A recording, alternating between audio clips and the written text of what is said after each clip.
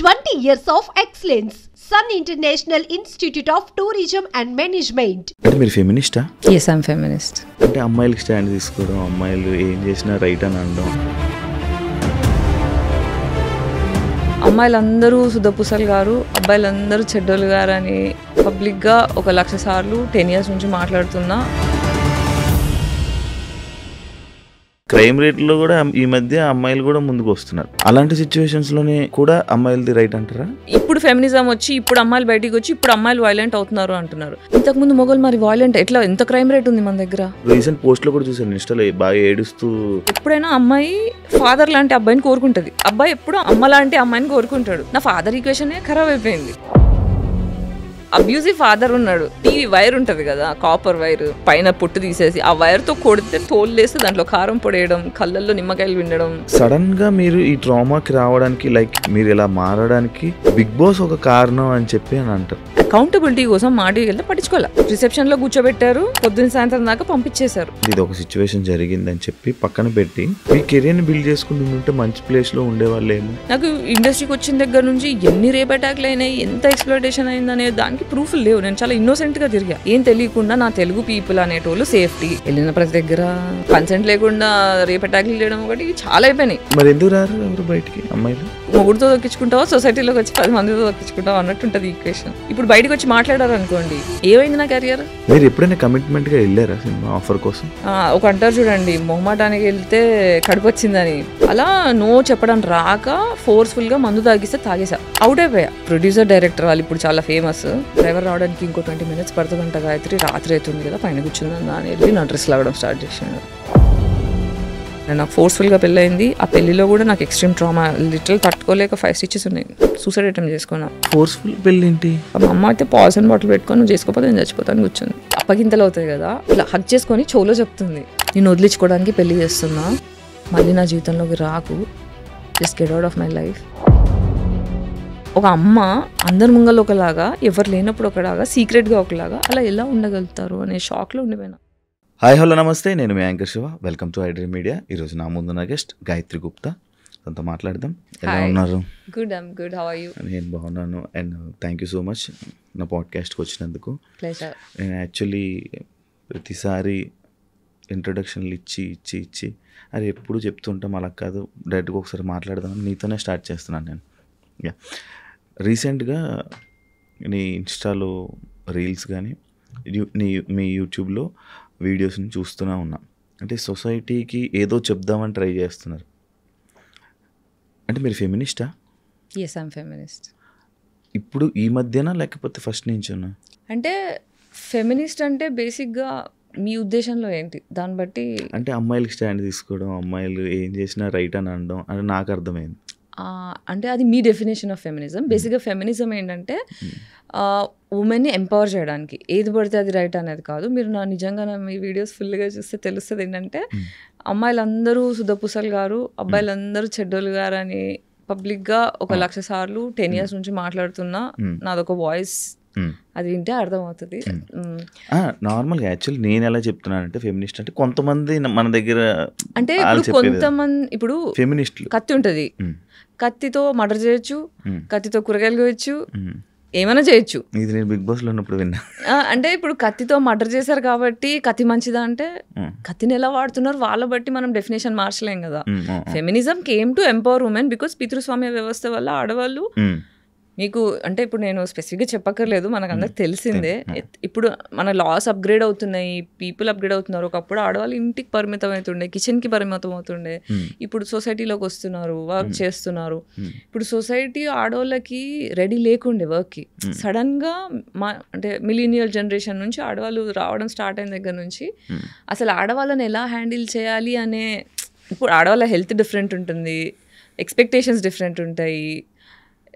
ఇలాంటివన్నీ కూడా మగవాళ్ళకి డిజైన్ చేయబడ్డ సొసైటీలో ఆడవాళ్ళు వచ్చినప్పుడు ఏమవుతుందంటే, ఆడవాళ్ళని ఎలా హ్యాండిల్ చేయాలో ఆడవాళ్ళకి అర్థం కావట్లేదు, మగవాళ్ళకి అర్థం కావట్లేదు. కాబట్టి ఇదంతా షేక్ అవుతుంది. బేసిక్గా ఎవరు తప్పు కాదు, సిస్టమ్ అనేది ఫ్లాడ్గా ఉంది. దాన్ని మనం అప్గ్రేడ్ చేసుకోవడానికి మనం కష్టపడుతున్నాం. ఒక జార్లో నల్ల చీమలు ఎర్ర చీమలు వేసేసి మూత పెట్టేసి షేక్ చేస్తారు. షేక్ చేసిన తర్వాత ఏంటి, లోపల మనకు షేక్ తెలియట్లేదు, మూసింది తెలియట్లేదు, నల్ల చీమ ఎర్ర చీమ కొట్టుకుంటున్నాయి. కొట్టుకుంటే నీది తప్పు, నువ్వు మెన్ తప్పు, ఉమెన్ తప్పు అని మనం కొట్టుకుంటున్నాం. కానీ కామ్ డౌన్, షేక్ అవుతుంది సిస్టమ్, మనం అది మార్చుకోవాలి అని చెప్పి ఒక అప్గ్రేడ్ అవ్వడానికి, లాస్ అప్గ్రేడ్ అవ్వడానికి, comfort zone for everybody upgrade అవ్వడానికి ఫెమినిజం వచ్చింది. So this is not to hurt anybody. ఒకరిని బాధ పెట్టే ఉద్దేశంతో, ఒకరిని కించపరిచి, ఒకరిని తక్కువ చేసే ఉద్దేశం ఫెమినిజం కాదు. ఎవరికైతే అవసరం ఉందో, ఎవరి గొంతు అయితే వినిపించట్లేదో వాళ్ళకి హెల్ప్ చేయడానికి, ఎంపవర్ చేయడానికి, సేఫ్ సొసైటీ ప్రొవైడ్ చేయడానికి వచ్చే వాయిస్ ఫెమినిజం. ఈ ఇప్పుడున్న జనరేషన్లో అమ్మాయిల వాయిస్ వినిపించట్లేదు అన్నది నాకు తెలిసి మన మూర్ఖత్వం అని అనుకుంటున్నాను. ఎందుకంటే ఇప్పుడు ప్రతి విషయంలోని కూడా, ఏ విషయంలోనైనా అమ్మాయిలు ఫస్ట్ ఉన్నారు. ఏం చేయాలన్నా క్రైమ్ రేట్లో కూడా ఈ మధ్య అమ్మాయిలు కూడా ముందుకు వస్తున్నారు. అంటే మనం చూస్తున్న సిచ్యువేషన్లో, అలాంటి సిచ్యువేషన్స్లోనే కూడా అమ్మాయిలది రైట్ అంటారా? ఇప్పుడు నేనేమన్నాను, ఇక్కడ అమ్మాయి తప్ప అబ్బాయి తప్ప కాదు, సిస్టమ్ ఫ్లాడ్ ఉంది అన్న. సో ఈ సిస్టమ్ ఏం చేసింది, ఇంతకు ముందు ఆడోళ్ళని ఇంట్లోకి తొక్కేసింది. ఓకే, మగవాడిని బయట జంతువులా తయారు చేసి పెట్టింది. సో మగవాడు బయట ఎక్స్ప్లాయిట్ చేస్తాడు, ఇంటికి వచ్చి ఆడదాన్ని అబ్యూస్ చేస్తాడు. ఆడది ఎప్పుడు బయటికి చెప్పుకోలేదు, ఇక్కడ నా సేఫ్టీ లేదు, ఇంతకన్నా ఏమన్నా అయితే నేను చచ్చిపోతా అనే భయం కొద్దీ మన జనరేషన్స్ కొద్దీ మన అమ్మలు, అమ్మమ్మలు, నాన్నమ్మలు అంతా మూసుకొని, తగ్గి, అంచుకొని డిప్రెషన్లోకి వెళ్ళిపోయి సైలెంట్ అయిపోయారు.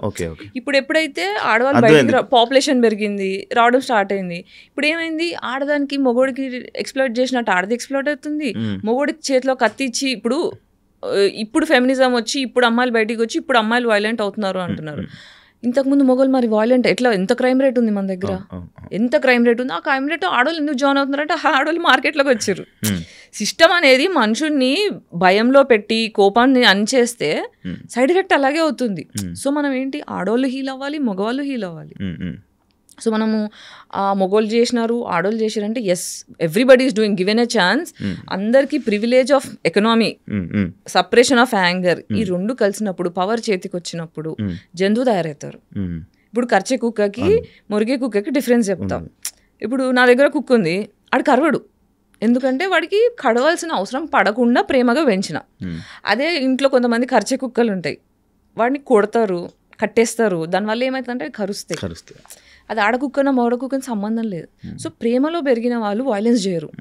ఎవరైతే ఎక్స్ప్లాయిటేషన్కి గురవుతారో, ఎవరైతే భయంలో పెరుగుతారో, నాకు వాల్యూ దొరకట్లే, నాకు రెస్పెక్ట్ దొరకట్లే అన్న కోపం లోపల దాచుకొని పెరుగుతారో వాళ్ళు క్రిమినల్స్ తయారవుతారు. నన్ను అడిగితే మన క్రైమ్ రేట్లో మర్డర్లు చేసేటోళ్ళు, రేపులు చేసేటోళ్ళు, క్రైమ్ చేసేటోళ్ళు, డబ్బులు లాండరీ చేసేటోళ్ళు అన్నీ కూడా ట్రామా రెస్పాన్స్లు. వాళ్ళకి ప్రేమ దొరక్క, వాళ్ళకి రెస్పెక్ట్ దొరక్క అలా తయారవుతారు. యాక్చువల్లీ నేను రీసెంట్గా ఒక పాడ్కాస్ట్ చూసినప్పుడు నాకు అప్పటి వరకు తెలీదు, అంటే లైక్ మీరు సడన్గా ఆ మాట అనేసరికి లైక్ నాకు అబ్బాయిలు ఇష్టం, అమ్మాయిలు ఇష్టం అంటే నాకు నాకు పర్టికులర్ పూర్తిగా అర్థం కాలే. అది ఎందుకు అలా చెప్పడం జరిగింది బయటికి? సో నేను చిన్నప్పటి నుంచి బైక్యూరియస్ ఉండే, అంటే అమ్మాయిలను చూస్తే కూడా నాకు మంచిగా అనిపించేది. నాకు ఎక్కువ నేను అమ్మాయిలకి అట్రాక్ట్ అయ్యేదాన్ని. అబ్బాయిలు ఎందుకు అంటే, ఇప్పుడు నేను ఇంట్లోంచి బయటకు వచ్చేసా, ఒక చిన్నప్పటి నుంచి అమ్మాయికి ఏంటి, పెళ్ళి, సంసారం అనేది ఒకటి చిన్నప్పటి నుంచి మనకు పెళ్ళి, ఫైనల్ గోల్ ఆఫ్ అమ్మాయి ఏంటి, పెళ్ళి. కానీ సొసైటీలో నాకు అమ్మాయి ఇష్టం అని చెప్పే ధైర్యం కానీ, స్పేస్ కానీ, ఇది కరెక్టా కాదా కూడా నాకు తెలీదు. అమ్మో నేను క్రీపీనేమో, నేను కామందురాలేమో, అందుకే ఇలా ఆలోచిస్తున్నానేమో, తప్పు అని నేను ఎప్పుడు ఎక్స్ప్రెస్ చేయలేదు. పెద్దగా అయిన తర్వాత నాకు ఓకే బైసెక్షువాలిటీ ఉంటుంది అని తెలిసిన తర్వాత, బట్ స్టిల్ నేను దాన్ని సీరియస్ చెప్పలేదు. ఎందుకంటే దాన్ని ఎక్స్ప్రెస్ చేసి దాన్ని ఎంబ్రేస్ చేసేంత సేఫ్ స్పేస్ లేదు. నేను ఎక్కువ సర్వైవల్ మోడ్లో పెరిగాను, సర్వైవల్ మోడ్లో తిరుగుతున్నాను, సర్వైవల్ మోడ్లో బ్రతుకుతున్నా. కాబట్టి ఎండ్ ఆఫ్ ద డే నా సేఫ్టీ, నా డబ్బులు, నా హెల్త్, ఈ మూడిట్లో కొట్టుకోవడం వల్ల I never explored my sexuality. నాకు ఏది ఇష్టం, నేను ఏది కావాలనుకుంటున్నా, ఓకే ఇది ఉంటే నాకు హ్యాపీ ఉంటుందా అని ఎక్స్ప్లోరేషన్ నేను ఎప్పుడు చేయలేదు. నాకున్న రిలేషన్షిప్స్ బ్రేకప్స్ అయినాయి, కానీ అవన్నీ కూడా ఒంటరిదాన్ని అయిపోయా. నాకు ఫ్యామిలీ లేదు, నాకు ఫ్యామిలీ కావాలి అంటే మొగుడు నుంచే వస్తుంది ఫ్యామిలీ. సో నాకు అమ్మ నాన్న ప్రేమ మిస్ అయినా, నేను ఊహ తెలిసినప్పటి నుంచి నాకు అమ్మ నాన్న ప్రేమ లేదు. సో నాకు వచ్చే లైఫ్లో నాకు జస్ట్ లైఫ్ పార్ట్నరే కాదు, నాకు పేరెంట్స్ కూడా కావాలి. నాకు ఇంట్లో నాకన్నా పెద్ద, అంటే చిన్నప్పటి నుంచి ఇంట్లో పెద్దదాన్ని, మళ్ళీ బయటికి వస్తే కూడా అందరూ మెంటల్లీ చిన్నపిల్లలే ఉన్నారు నా చుట్టూ. I have been emotionally mother to all my friends. So అట్లా మెంటలీ చాలా టైర్డ్ అనిపిస్తుంది నాకు. అందుకే ఎప్పుడు నా మనసు ఎప్పుడు నాకన్నా మెంటల్లీ పెద్దవాళ్ళు ఉంటే బాగుండు అని కోరుకుంటా. ఆ పెద్దవాళ్ళు ఎక్కడ అమ్మ నాన్నలో దొరుకుతారు, అది ఎక్కడి నుంచి వస్తుంది, లైఫ్ పార్ట్నర్ దగ్గర నుంచి వస్తుంది. కాబట్టి ఆ ఒక్క family I want to belong somewhere అన్న ఆశ కొద్దీ నేను రిలేషన్షిప్స్లో పడ్డా, కానీ గివెన్ ఎ ఛాన్స్ సింగిల్గా ఉన్నంత ప్రశాంతంగా లేదు.